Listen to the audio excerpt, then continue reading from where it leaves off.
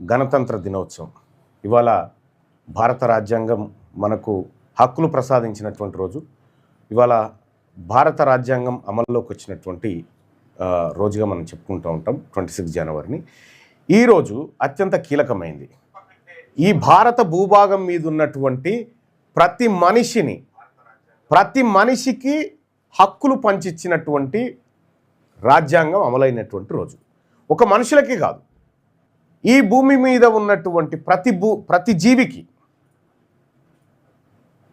కుక్కను బహిరంగంగా చంపితే కేసు, ఎందుకంటే దానికి హక్కులు ఇచ్చింది గవర్నమెంట్, ఏది రాజ్యాంగం. కుక్కలను కానీ చీమకు కూడా ప్రతిదానికి భారత రాజ్యాంగం హక్కులు ఇచ్చింది. సో అటువంటి గొప్ప రోజు. అంతకంటే ముందు మనం ఎవరు తనినా పట్టించుకుంటోడు లేడు, కేసులు పెట్టోడు లేడు, ఏం లేదు. తంతరవా అట్లేదు అంటారు అనేది. రాజ్యాంగం వచ్చినాక అట్టెట్టదంతవు అనే కాడికి వచ్చింది అన్నట్టు. రాజ్యాంగం అది తీసుకొచ్చింది. అయితే భారత రాజ్యాంగం అమల్లోకి వచ్చింది. కానీ రాజ్యాంగం అమల్లోకి వచ్చిన తర్వాత కూడా ఇవాళ ఈ దేశం పరిస్థితి ఎక్కడి నుంచి ఎక్కడికి పోయింది? ఈ దేశంలో సంపద లేదా? ఈ దేశంలో వనరులు లేవా? ఈ దేశంలో మానవ సంపద లేదా? మేధావులు లేరా? అంటే అన్నీ ఉన్నారు. కానీ దరిద్రమైన పాలకులే ఈ దేశానికి పెట్టిన శని. ఆ రోజు బాబాసాహెబ్ అంబేద్కర్ గారు ఈ సమాజాన్ని ఉద్దేశించి ఈ సమాజ లోతుపాతులు తెలుసుకొని వారికి ఏ హక్కులు కావాలి, ఎట్లా బ్రతకాలి, ఈ దేశం ఎట్లా ముంగడిపోవాలనేటువంటి అనేకమైనటువంటి ఒక విస్తృతమైన ఆలోచనల మధ్య భారత రాజ్యాంగం నిర్మాణమైంది. కానీ ఇవాళ పరిస్థితి చాలా దారుణంగా ఉంది.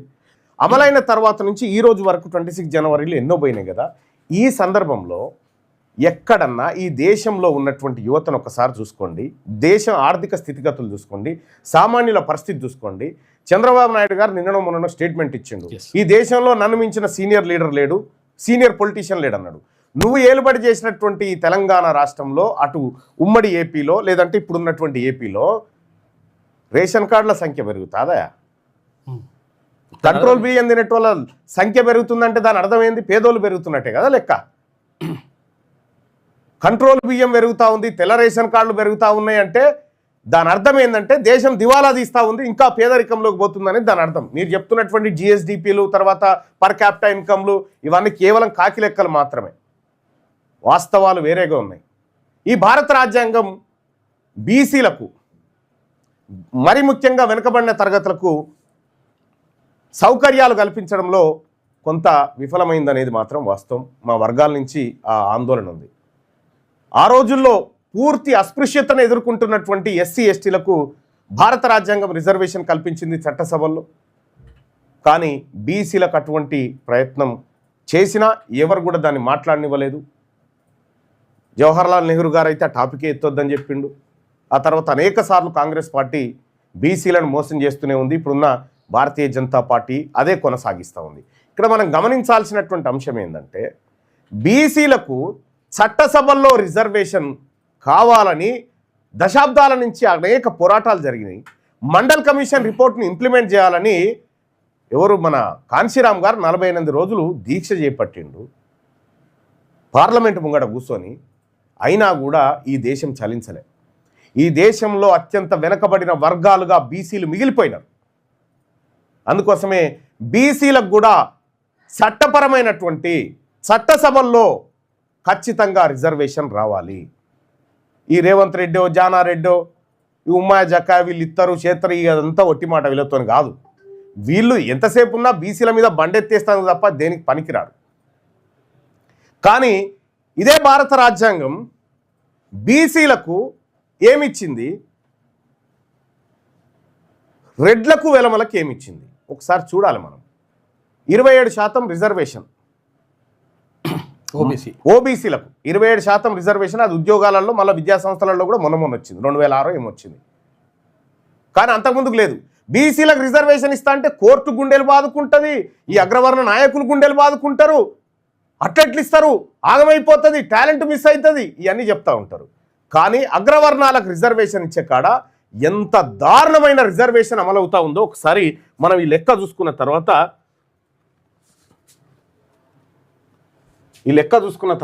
మిగతా చోటికి పోదాం. వీటిలో జనం ఇప్పుడే జెండా ఆవిష్కరణ జరిగింది మా కార్యాలయంలో. అది ఇంటూ మార్క్ క్లోజ్ రైట్. ఇది ఈ దేశంలో ఈడబ్ల్యూఎస్ పేరు మీద దొంగతనంగా అప్పర్ క్యాస్ట్ వాళ్ళు వాడుకుంటున్న రిజర్వేషన్. వీళ్ళు 50% స్లాబ్ దాటినా ఏం కాదు, కానీ బీసీలు దాటొద్దట. ఇక్కడ మనం గమనించుకోవాలి, మొత్తం ఓసీ జనాభా డోర్ క్లోజ్, మొత్తం ఓసీ జనాభా 5% ఉన్నప్పుడు 5% ఉందనుకుందాం. 5% ఉంటే ప్రతి 100 మంది ఓసీలలో 95 మంది పైసలు ఉన్నోళ్ళే, 5 మాత్రం పేదోళ్ళు ఉన్నారు అనుకుందాం. ఈ పేదోళ్ళకి 5 కోసం రిజర్వేషన్ అంటే ఎంత? రాష్ట్ర జనాభాలో వాళ్ళ పర్సంటేజ్ ఎంత అవుతుంది? 0.25 అవుతుంది. 0.25 వాళ్ళకి 10% రిజర్వేషన్. పోనీ వాళ్ళ జనసంఖ్య అందులో 90 మందికి పైసలు ఉన్నాయి, 10 మంది దగ్గర లేవు అనుకుందాం. ఆ 10 మంది జనాభా కూడా రాష్ట్ర జనాభాలో ఎంత అవుతుంది? 0.50% ఆ 0.5%కు 10% రిజర్వేషన్. ఇక్కడ పోనీ ఓసీలలో 80 మంది దగ్గర పైసలు ఉన్నాయి, 20 మంది దగ్గర లేవనుకుందాం. 20 మంది పేదోళ్లకు ఈడబ్ల్యూఎస్ ఇస్తున్నారు అనుకుందాం. వీళ్ళ సంఖ్య ఎంత అవుతుంది? 1% అవుతుంది. 1% అనికి 10% రిజర్వేషన్. పోనీ వాళ్ళ ఓసీలలో ప్రతి 100 మందిలో 70 మంది దగ్గర పైసలు ఉన్నాయి, 30 మంది దగ్గర లేదనుకుందాం. వీళ్ళు రాష్ట్ర జనాభాలో ఎంత అవుతారు? 1.50% అవుతారు. కానీ 1.50% వాళ్ళకి ఎంత పర్సెంట్ రిజర్వేషన్? 10% రిజర్వేషన్. ఇక్కడ పోనీ ఓసీలలో ఇంకా ఎక్కువ పేదలు ఉన్నారా అనుకుందాం. 160 మంది దగ్గర పైసలు ఉన్నాయి, 40 మంది దగ్గర లేవనుకుందాం. ఈ 40 మంది రాష్ట్ర జనాభాలో ఎంత అవుతారు? 2% అవుతారు. ఈ 2% పబ్లిక్ ఎంత ఇస్తున్నారు రిజర్వేషన్? 10%. ఇక్కడ పోనీ 50% మంది పేదోళ్ళే ఉన్నారు రెడ్లల్లో వెలమల్లో అనుకుందాం. వాళ్ళకు 50% మంది పేదోళ్ళు ఉంటే 50% మంది ధనవంతులు ఉన్నారు. ఈ 50% మంది రాష్ట్ర జనాభాలో ఎంత అవుతారు? 2.5%. 2.5% వాళ్ళకి ఎంత రిజర్వేషన్? 10%. ఒక్కనొగనికి 4 రిజర్వేషన్లు అన్నట్టు ఈ లెక్కన. అంతే, ఒక్కనొగనికి 4. పోనీ వీళ్ళు 5% ఉన్నప్పుడు ఈ లెక్క అనుకుందాం. ఓసీ జనాభా అంతకంటే ఎక్కువ మేము 10% ఉన్నాం అన్నారు అనుకో. సరే, 10% ఉంటే ప్రతి 100 మందిలో 95 మంది పైసలు ఉన్నోళ్ళు అనుకుందాం, 5 లేవనుకుందాం. ఈ లేని 5 ఎంత రిజర్వేషన్ ఇస్తా ఉన్నారు? 10%. ఇక్కడ 90 మందిలో పోనీ 50 మంది అనుకో. 50 మంది పేదోళ్ళు ఉన్నారు, 50 మంది ధనవంతులు ఉన్నారా మా ఓసీలలో అనుకో. వాళ్ళు ఎంత అవుతారు? రాష్ట్ర జనాభాలో 5% అవుతారు. 5% మనకి 10% రిజర్వేషన్ ఎట్లా వస్తుంది? ఏం చేసినా కానీ పోనీ అయ్యా వాళ్ళు 15% ఉన్నారనుకో. రేవంత్ రెడ్డి చెప్పిన లెక్క ఇదే. 15% ఉన్నారనుకుందాం. 15% ఉంటే ప్రతి 100 మందిలో 95 మంది దగ్గర రెడ్ల దగ్గర పైసలు ఉన్నాయి అనుకుందాం, వెలమల దగ్గర. అందులో 5 దగ్గర లేవనుకుందాం. ఈ 5 ఎంత అవుతారు? రాష్ట్ర జనాభాలో 0.75% అవుతారు. 1% లేని వాళ్ళకు 10% రిజర్వేషన్. ఇక్కడ పోనీ ఇదే అగ్రవర్ణ పేదలలో 70% మంది దగ్గర పైసలు ఉన్నాయి, 30 మంది దగ్గర లేవనుకుందాం. ఈ 30% మంది రాష్ట్ర జనాభాలో ఎంత పర్సెంటేజ్ అవుతారు? 4.50 అవుతారు. 4.50 వారికి 10% రిజర్వేషన్. ఎంతకంటే ఎక్కువ లేదు, అనుకోవడం కూడా కరెక్ట్ కాదు. పోనీ 50 సగానికి సగం పేదలు ఉన్నారని అనుకుందాం. సగానికి సగం పేదలు ఉన్నారని అనుకుంటే 50% మంది దగ్గర పైసలు ఉన్నాయి, 50% మంది దగ్గర లేవనుకుందాం. ఇప్పుడు రాష్ట్ర జనాభాలో వీరి పేదవాళ్ళ ఈడబ్ల్యూఎస్ అర్హుల శాతం ఎంత అవుతుంది? 7.50. 7.50 వానికి 10% రిజర్వేషన్. వీళ్ళ లెక్క ప్రకారమే 7.5 వానికి 10% రిజర్వేషన్. 50% మంది ఉంటే కదా, 50% మంది ఉంటే అది ఉంటే కూడా వాళ్ళు కేవలం 0.75%. 0.75% వాళ్ళకి 10% ఈడబ్ల్యూఎస్ రిజర్వేషన్ అమలు అవుతా ఉంది. ఈ దేశం, ఈ రాజ్యాంగం వాళ్ళకి ఇచ్చింది. ఈ రాజ్యాంగాన్ని వాళ్ళు కమ్మలు మార్చుకున్నారు, వాళ్ళు చింపేసుకొని కొత్త కమ్మలు రాసుకున్నారు ఈ రాజ్యాంగంలో. ఇదే బీసీలకు మాత్రం 162% ఉన్న బీసీలకు 27% రిజర్వేషన్. 162 ఉన్నోనికి 27%. 27 ఇస్తున్నారా? 5 లేనోనికి 10%. 27 కూడా లేదు. ఇప్పుడు ఇది భారత రాజ్యాంగం ఇస్తున్న రిజర్వేషన్ విధానం. బీసీలారా, ఇన్ని సంవత్సరాలు 76 సంవత్సరాలు గడిచిపోయింది కదా మనకు. ఏది స్వతంత్రం వచ్చి ఏది భారత రాజ్యాంగం అమలైపోయి 76 సంవత్సరాల నుంచి ఈ రోజు వరకు ఏం జరుగుతుందా? 1950 నుంచి ఇగో ఇది వీళ్ళ రిజర్వేషన్ ఫ్యాక్టరు. మనకేమో ప్రతి 10 మంది ఉంటే మనకు ఒక్కరికి రిజర్వేషన్ వస్తుంది. ఈడు ఒక్కడుంటే వానికి 10 రిజర్వేషన్లు. ఎస్, ఇంకో ఇది ఈ దేశంలో అమలవుతున్న రిజర్వేషన్ సిస్టమ్. ఎస్సీ ఎస్టీలకు వాళ్ళ జనాభా దామాషా ప్రకారం భారత రాజ్యాంగం స్టార్టింగ్ లోనే కల్పించింది, వాళ్ళు ఎంత ఉన్నారో వాళ్ళకి కల్పించింది, అయిపోయింది. మరి ఇక్కడ బీసీల విషయంలో ఎందుకు ఇట్లా జరిగింది? ఎందుకంటే బీసీలు ఈ దేశంలో ఈ రాష్ట్రంలో అధికారంలో లేరు కాబట్టి వాళ్ళ గురించి పట్టించుకుంటోడు లేడన్నట్టు.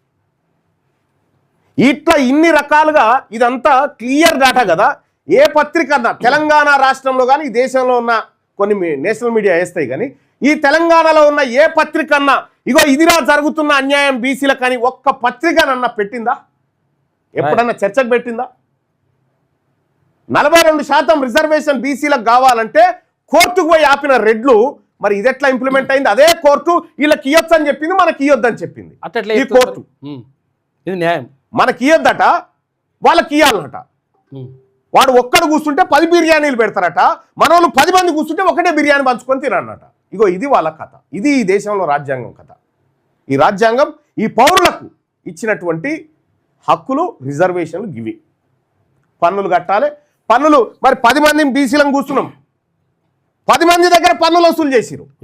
10 మంది దగ్గర పన్నులు వసూలు చేసిరు. ఎంతమంది పెడుతున్నారు అంటే 10 మందికి పెట్టాం, మేము ఒక్కరికి పెడతాం. మళ్ళా 10 మంది దగ్గర పైసలు వసూలు చేసి ఒక్కరికి బిర్యానీ పెట్టిండ్లా, వాళ్ళేమో ఒక్కడు కూర్చుంటే ఈ 10 మంది పైసలు తీసుకుపోయి వానికి పెట్టిరు. ఇగో ఇది జరుగుతున్నది.